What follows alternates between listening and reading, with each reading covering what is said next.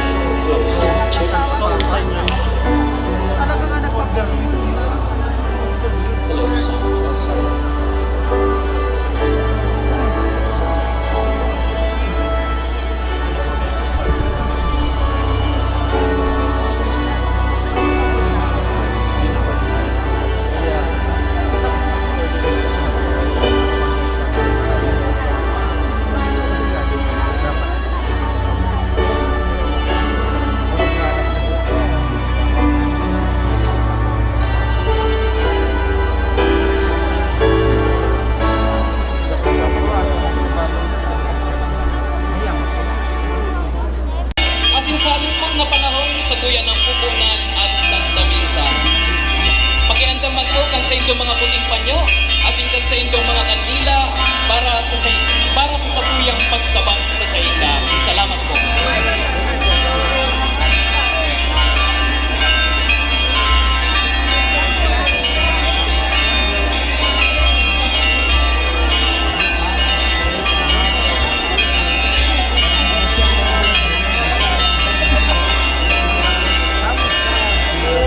Viva la Virgen!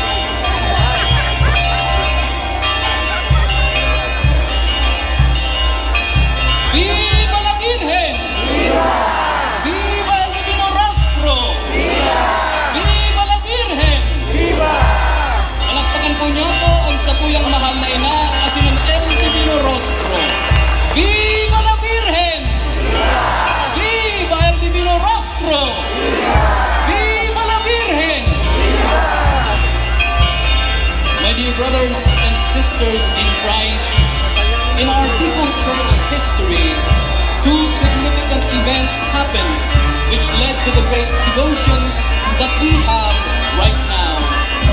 First, the special devotion to the Divino Rostro started here in Raga during the time of the Most Reverend Casimiro Herrera. To make it easier for the devotees to give vent to their devotion and implore the divine intercession of Jesus during the whole duration of the epidemic, Father Pedro de la Torre, the Vicar General of the Diocese of Nueva Cáceres, requested Bishop Herrera to enshrine the Holy Picture at the Cathedral. As a result of the Bicolanos' great manifestation of their faith, the threat of the dreaded disease was dispelled. They were spared from being stricken by the cholera. This event led to the decision of the Catholic hierarchy to celebrate the feast of the Divino Rostro and Peñafrancia together.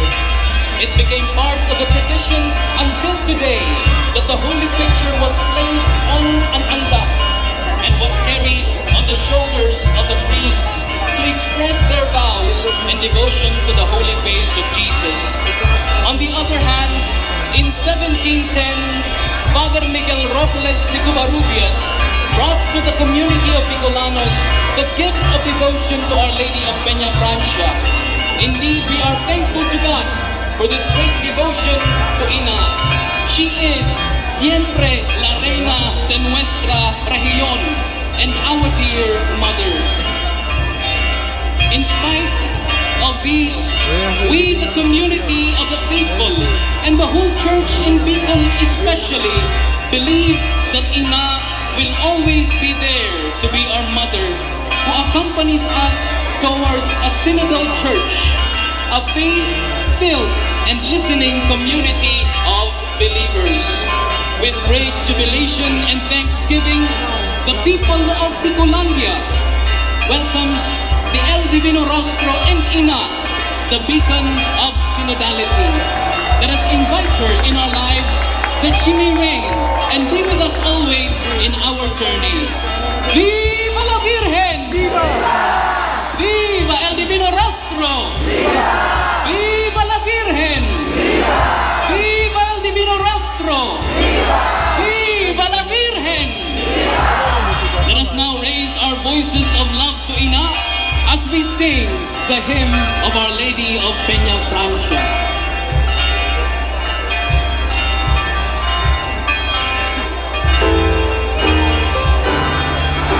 Padagos po kita sa pagwagayway kan sa tuyang mga puting panyo, sa maunang pagsabak sa mahal na Ina asin El Divino Rostro. Viva la Virgen! Viva El Divino Rostro!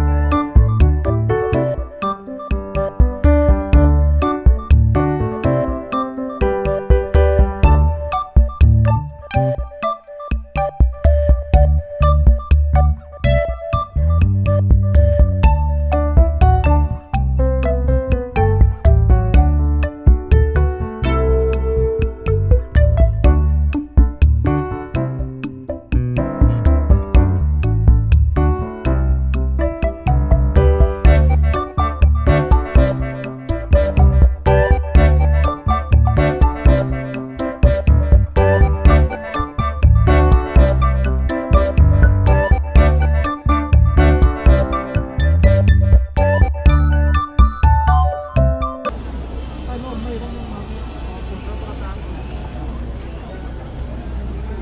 bus mo rin.